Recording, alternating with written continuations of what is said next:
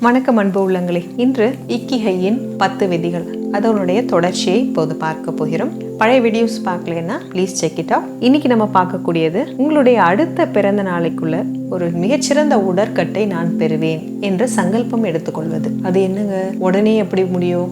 ஒரு வருஷத்துக்குள்ள எப்படி முடியும்? இல்ல நம்ம நினைக்கிற மாதிரி நம்மளை மாற்றி கொள்ள முடியுமா அப்படின்னு நிறைய விஷயங்கள் நமக்குள்ள எழும். அதற்கு ஒரே பதில், வைராக்கியம் வாழ்க்கையின் எல்லா உயரங்களையும் எட்டுவதற்கு உதவியாக இருக்கும். இதுதான்.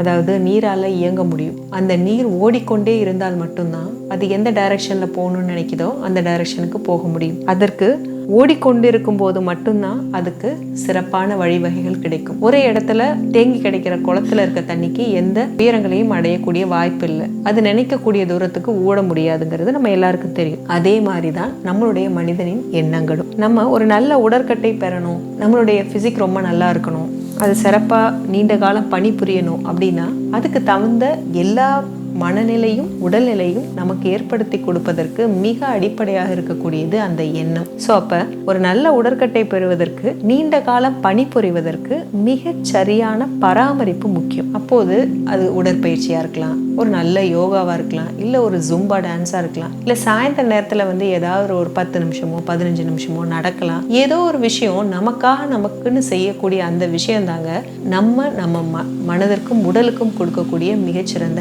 டானிக். இந்த டானிக் இயங்கும் போது மனதால இந்த மூளையானது ஒரு சில முக்கியமான ஹார்மோன்களை வெளியிடுகிறது.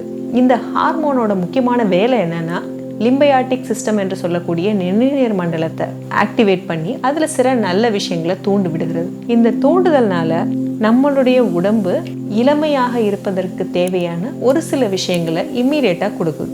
ஸோ அப்ப நம்ம நல்ல உடற்கட்டை பெறணும், நம்ம நல்ல உடற்கட்டோட விளங்கணும் அப்படின்னு நம்ம நினைக்கக்கூடிய விஷயம்தான் நம்மளுக்கு இளமையை தரக்கூடிய விஷயமாகவே அமையுதுங்கிறத இந்த ஹிரோஷிமா நாகசாகியில் இருக்கக்கூடிய இந்த தீவில் இருக்கக்கூடிய மக்கள் ஒரு முக்கியமான விஷயமா, இளமைக்கான மருந்தாக சொல்லக்கூடிய ஒரு விஷயமா சொல்லப்பட்டிருக்கிறார்கள். அடுத்ததுங்க, புன்னகை புரியுங்கள். இது நமக்கு தெரியும் தானங்க. நம்ம சிரிக்கணும். பாரதியார்லேருந்து ஆரம்பிச்சு எல்லாரும் அதை தான் சொல்லிக்கிட்டு இருக்காங்க. இதுல புதுசா என்ன இருக்கு அப்படின்னு நம்ம நினைப்போம். ஆனா அதை நம்ம செய்யறோமா அப்படின்னு கேட்டோம்னா அது பக்கத்துல ஒரு 4-5 கொஸ்டின் மார்க் போட்டுக்கலாம். நம்மை ஆசுவாசப்படுத்துவதற்கு, நண்பர்களை எளிதாக பெறுவதற்கு இந்த புன்னகை மட்டுமே மிகப்பெரிய விஷயமாக அமைதுங்க. இந்த புன்னகையோட மிகப்பெரிய சக்தி என்னன்னா, ஒண்ணு நம்மளை ஆசுவாசப்படுத்துது, 2வது நமக்கு தேவையில்லாத எதிரிகளை அழிக்கிறது.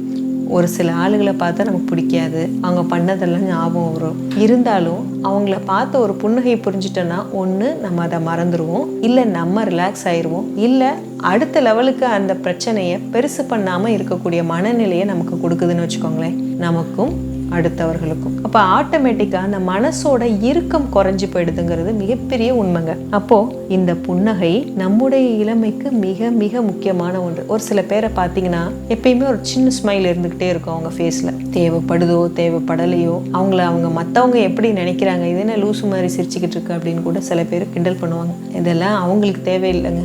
யாரு தன்னோட உடலும் மனதும் நல்லா இருக்கணும்னு நினைக்கிறாங்களோ அவங்க தேவையில்லாத இறுக்கத்தை முதல்ல அந்த இறுக்கத்திலேருந்து வெளியில வரணும் இல்லையா, அதற்கு இந்த புன்னகையானது மிகப்பெரிய பங்கு வகிக்கிறது உண்மை. அடுத்த பாயிண்ட் என்னன்னு பார்த்தீங்கன்னா, இயற்கையுடனான தொடர்பை புதுப்பித்து கொள்ளுங்கள்.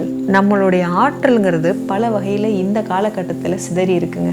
அதில் ஃபர்ஸ்ட் பார்த்தீங்கன்னா, நம்மளுடைய நேரத்தை எடுத்துக்கொள்ளக்கூடிய மிக முக்கியமான பங்கு வகிக்கிறது செல்ஃபோன், லேப்டாப், இந்த மாதிரியான சோஷியல் மீடியாஸ் தான். அதை நல்ல விதமாக யூஸ் பண்ணுறதும் இருக்குது, அபாயகரமான விஷயங்களை மாட்டிக்கொண்டு வெளியே வர முடியாமல் தவிக்கக்கூடிய விஷயங்களும் நடக்குது. இதில் இயற்கையுடையான அந்த தொடர்பை நம்ம எந்த வகையிலும் புதுப்பித்துக் கொள்வதே கிடையாது. இந்த நெகட்டிவ் எனர்ஜிஸ், ஐஆர் ரேடியேஷன் என்று சொல்லக்கூடிய விஷயங்கள், யூவி ரேடியேஷன்ஸ், இதில் தான் நம்ம மாட்டிகிட்டு இருக்கோம்.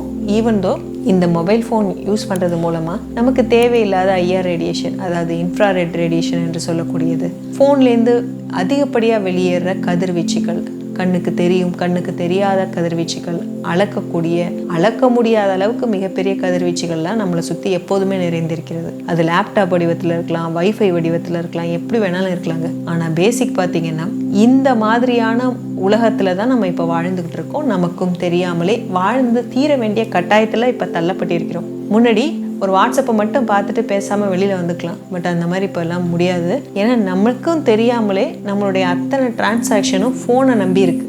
ஒரு பணம் எடுக்கிறதுலேருந்து ஸ்டார்ட் பண்ணி நம்மளுடைய உறவினர்களுக்கு வீடியோ கால் பேசுகிறதுலேருந்து ஆஃபீஸில், காலேஜில், ஸ்கூலில் இருக்கக்கூடிய அத்தனை டிரான்சாக்ஷனும் எங்கே டிபெண்ட் ஆகிருக்குன்னா ஃபோனில். ஸோ அப்போ இதை விட்டு நம்மளால் வெளியேயும் போய் பெருசாக செஞ்சிட முடியாது. உள்ளே இருந்தும் மாட்டிக்கிட்டு நம்மளோட உடல்நிலையும் கெடுத்துக்க முடியாது. அப்படிங்கிற ஒரு சூழ்நிலையில் நம்ம அடிக்கடி இயற்கையோட தொடர்பை புதுப்பித்து கொள்ளணும். அதாவது அடிக்கடி வெளியில் போகிறது. இதுக்காக ஊட்டி, மைசூர், பெங்களூர்னு போக வேணாங்க. நம்ம வீட்டில், நம்ம வீட்டு பக்கத்தில் இருக்கிற ஒரு சின்ன பார்க்கில் வாக்கிங் போகலாம். இல்லை நம்ம வீட்டுக்கு பக்கத்தில் ஒரு மரம் இருந்ததுன்னா அது பக்கத்தில் போய் ஒரு அரை மணி நேரம் உட்காந்து ஒரு சின்ன கண்ணை மூடி அமைதியாக இருக்கலாம், பேசாமல் இருக்கலாம், இந்த கேட்ஜெட்ஸ்லேருந்து வெளியே இருக்கலாம். இந்த மாதிரி நம்மளுடைய இயற்கை தொடர்பை புதுப்பித்து கொண்டே இருக்கும்போது இயற்கையுடன் கை குலுக்க வேண்டியது மிக மிக முக்கியம். எப்போ இந்த இயற்கையோட தொடர்பை நம்ம விடுறோமோ நமக்கு எல்லா விதமான வியாதிகளும் பல வகையான சூழல்கள்லேருந்து வரும் அப்படிங்கிறத நம்மாழ்வார் கூட தன்னுடைய உரையில் சொல்லியிருக்காரு. ஸோ இன்னும் நிறைய விஷயங்கள் இருக்கிறது. பழைய வீடியோஸ் பார்க்கலைன்னா அதையும் செக் பண்ணி பாருங்க. இன்னும் நிறைய விஷயங்கள், புதுமையான விஷயங்கள் உங்களுக்காக காத்திருக்கிறது. நீங்கள் சப்போர்ட் பண்ணாதான் அடுத்த லெவலுக்கு அதை எடுத்து செல்ல முடியும். சப்ஸ்கிரைப் பண்ணுங்க அண்ட் சப்போர்ட் பண்ணுங்க. Thank you. Will meet in the next video.